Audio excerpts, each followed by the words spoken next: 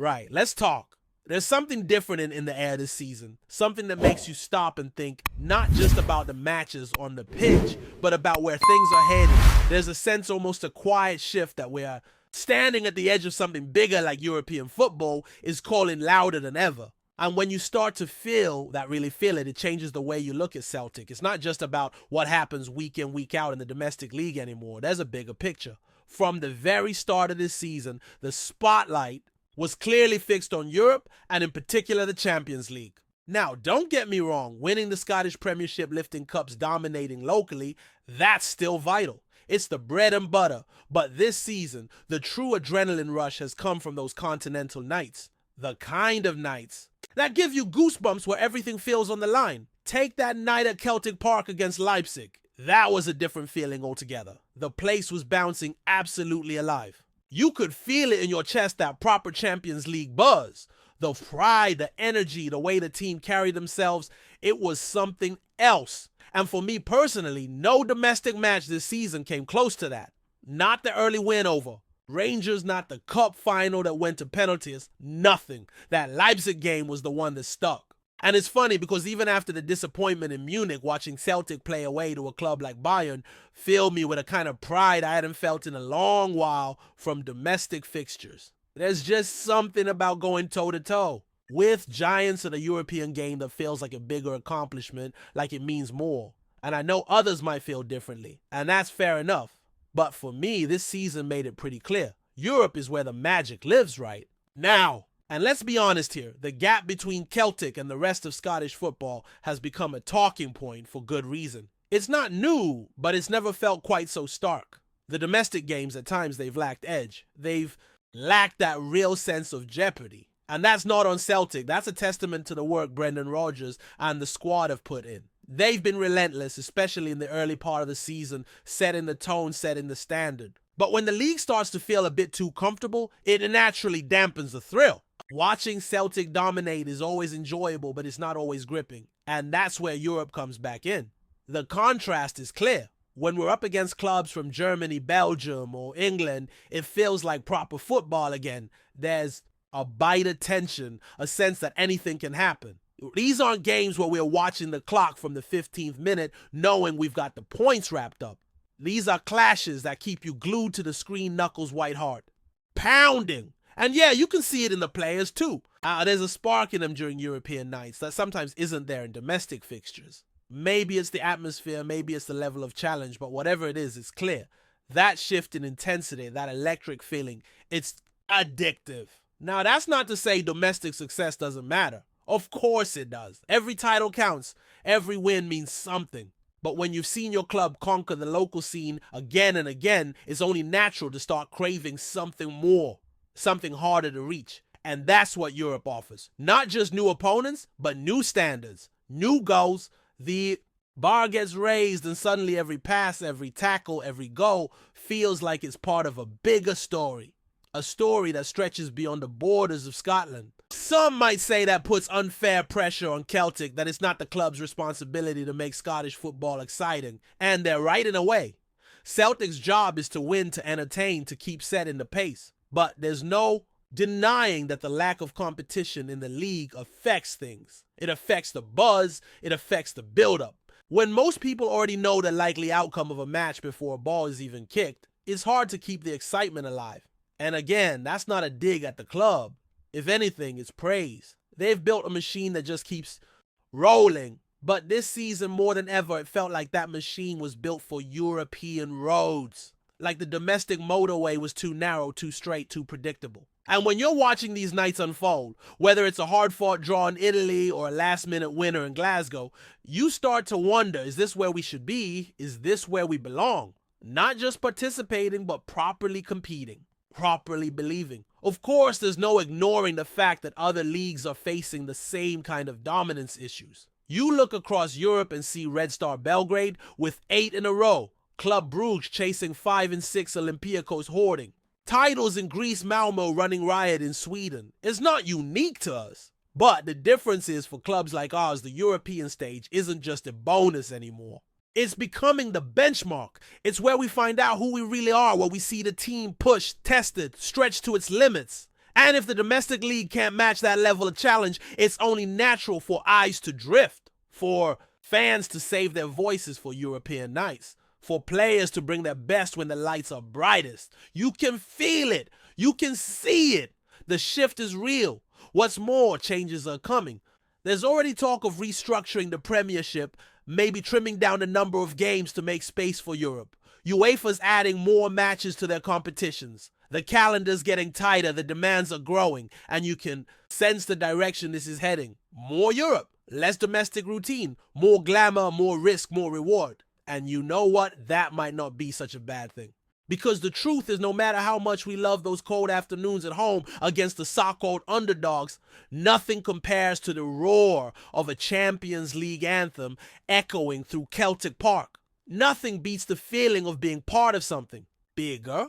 And that's what European football gives us. A seat at the top table, a shot at the Giants, a story that's still being written game by game. That's why this season feels like a turning point. Not the end of domestic dreams, but the start of a wider ambition. The kind of ambition that says we're not just kings of Scotland, we want more. And maybe, just maybe, we're ready for it. So here we are standing at the edge of a shifting landscape where the priorities of clubs like Celtic are evolving right in front of our eyes. As we look deeper into this season and the broader implications of what's happening in the world of football, particularly across Europe, it's impossible not to feel the momentum building towards something bigger, something more permanent. The domestic league, no matter how historic or treasured, is slowly being overshadowed by the scale and spectacle of continental football. And it's not just the fans feeling this, it's the clubs, the players, and even the governing bodies. You can see it in the decisions being made behind closed doors, in the scheduling discussions, and in the potential structural changes on the horizon for Scottish football. One of the more significant developments this year was the conversation around reducing the number of Premiership games. Currently, we play 38 matches, but there are real talks about cutting that down to 36, maybe even 30. Why? To make space for Europe. UEFA is changing the Champions League format.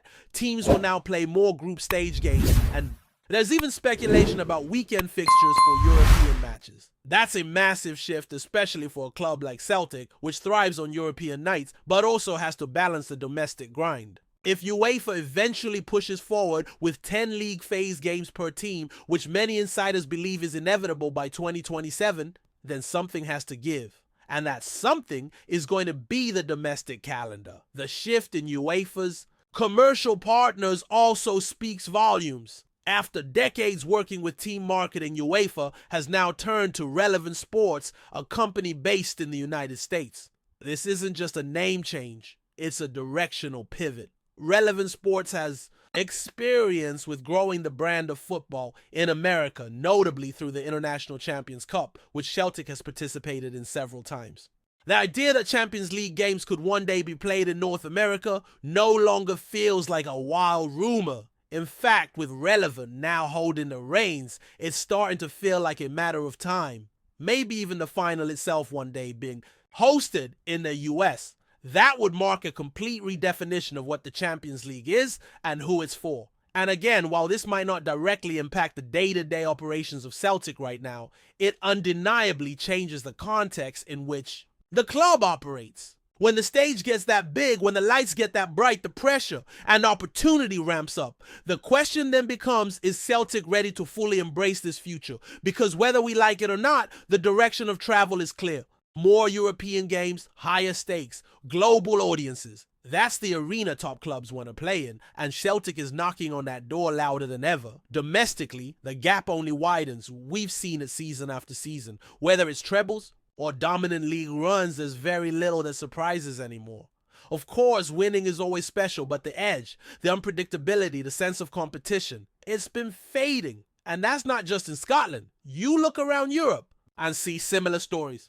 Red Star Belgrade dominating Serbia club Brugge, running things in Belgium, Olympiacos bossing the Greek league. The balance of power is skewed in many countries. But while some clubs are happy to continue as local kings, Celtic's aspirations clearly go beyond that. And they should. That ambition, though, comes with questions. What does the future of the Scottish game look like if Europe becomes the main course and not the side dish? What happens to traditional rivalries, to local identities, to the historic roots of our game? And then there's the idea floating around that perhaps in the long term, Celtic might even consider joining a different league altogether. That's been pushed aside for now, but the fact that it was even a talking point shows how dramatically the landscape is shifting. For the moment, the focus remains on balancing both fronts, domestic and European, but the scales are tipping, and it's plain to see which way they're leaning. From a fan's point of view, the excitement of a European night simply can't be matched. It's not just the glamour or the big names, it's the stakes. It's knowing that you're not just playing to win a match, you're playing for pride, for reputation, for something that echoes beyond your own borders. Watching Celtic line up against a Bayern Munich, a Real Madrid, even a Leipzig carries a different weight. And win or lose those nights leave a mark. They get under your skin. You remember them. Compare that to another routine 3-0 win against a bottom 6 Premiership side, and the difference is night and day. That doesn't mean Scottish football is worthless or that domestic titles don't count. But what it does mean is that the hierarchy of excitement, of significance is changing. The adrenaline, the joy, the gut-wrenching tension, it's all in Europe now. And if UEFA keeps adding games, if fixtures shift to weekends, if finals move to international stadiums, that dynamic will only intensify. There's another element that shouldn't be ignored: the players. They feel this shift too. Motivation isn't a switch you flip on and off. Players want to be tested. They want to be pushed. They want to feel like every minute on the pitch matters. And when they step out into a Champions League fixture under the floodlights with millions watching, that's when they feel most alive. That's when they play their best. And that's when fans see their team in full flight. You can argue all day about fairness and tradition, but if football is about passion and emotion, then Europe delivers in spades. It offers drama that the domestic game simply can't replicate right now.